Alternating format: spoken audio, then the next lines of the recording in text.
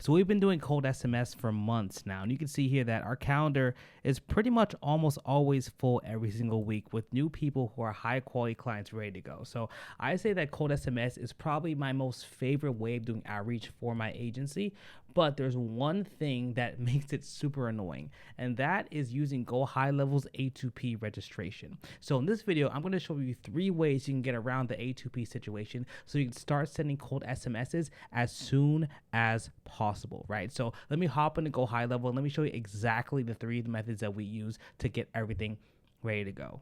So before I get into how we actually send the cold SMSs, I want to walk you through our exact cold SMS process to make sure we book people on our calendar who are actually qualified. So this is our workflow list where we have all of our workflows for our clients. So I'm going to show you exactly one of our workflows specifically for the roofer appointments module. So as you can see, this workflow is very simple. So you can see here that we make sure that it only runs between 9 a.m. and 7 p.m. because we want to make sure we send texts during working hours. If you send someone text at 8 p.m. or 9 p.m., they're just going to tell you to F off. That's usually what happens, right? But as you can see here, first we make sure it runs at a certain time. Then we have something called drip mode or drip campaign. What that does is it makes sure that we only send a certain amount of text for a certain amount of time. So for example, if I show you the drip mode here, our batch size is 200 every hour. That's about the cap on what we can use to send out cold SMSs. If we send any more, it's going to be very hard to actually keep up with them and turn them into clients, and just going to become a super hectic thing. So make sure you do at most 200 cents per hour, and you want to do around 500 a day. That's when we found is the best way for us to scale as fast as possible. So of course, then we went to drip mode. So this is our initial text, exactly what it looks like. So it says, hey man, this is Zach. I'm looking for one company that can handle 5 to 15 new jobs in the next 8 weeks. Are you able to take that on? Just say stop if now's not a good time. Now, this is really good because we add certain subtle things to make sure that we are compliant, right? If you're not compliant with cold SMS, you can get sued. So this is not legal advice, but I tell you to make sure you have compliance. And the one thing you must have when you actually sending cold SMSs is the word stop. You have to let them know that they can say the word stop to opt out anytime.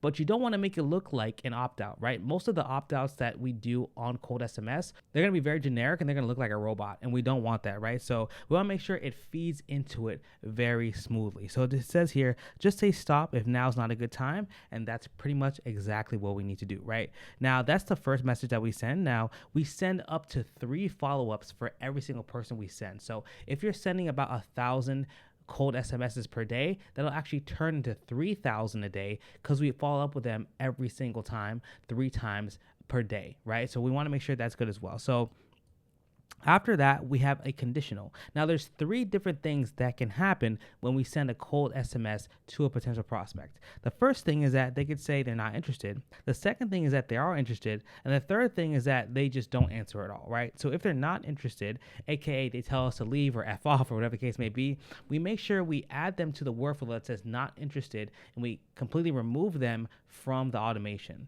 Now, if they are interested, what we do is we get a notification. The notification says their name is interested over text. What that happens is as soon as they say an interested message, we get notified in our GoHighLevel and we can immediately call them because we want to make sure we can call them as soon as possible to turn them into a client, right? That's really what the case is.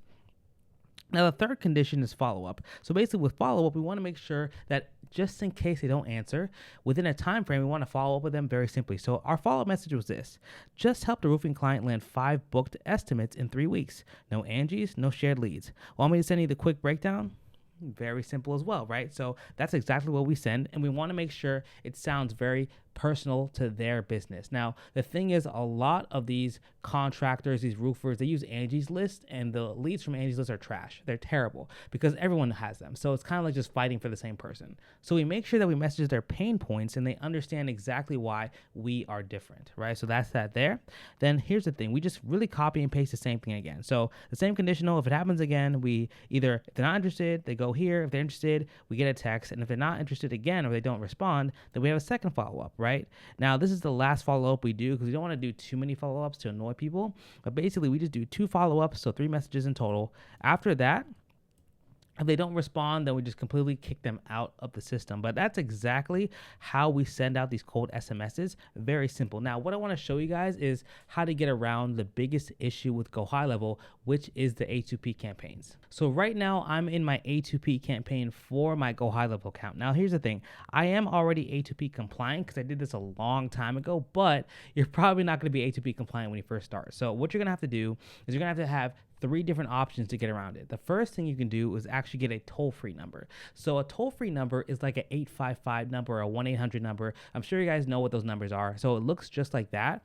And what we're going to want to do is, instead of getting a number that's a local number, we're going to want to mask a number over it. So let's say, for example, you're from Miami, and you want to have a Miami number when people see it, text, and call you. You can get, let's say, a 1-800 number like this, and then you can click here to verify caller IDs and add the number that you want to make it look like it's a verified caller ID from Miami, right? So if you want to get a new number, it's very simple. We just click add a number here. We choose from the number pool. Let's just add a phone number here. Then we filter out what type of number it is. So of course we're getting a bunch of numbers here that are specifically from different places like Michigan. But if I scroll down here, this right here, 1-844-1888, this is a toll-free number. And it's going to say here it's toll-free, of course. It's about $215 a month. And basically what you're going to want to do is get these numbers.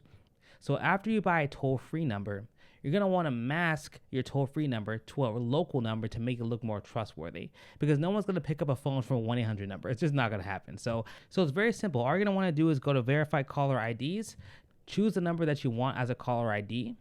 And then once the phone number is chosen, you have to verify it with a quick text code.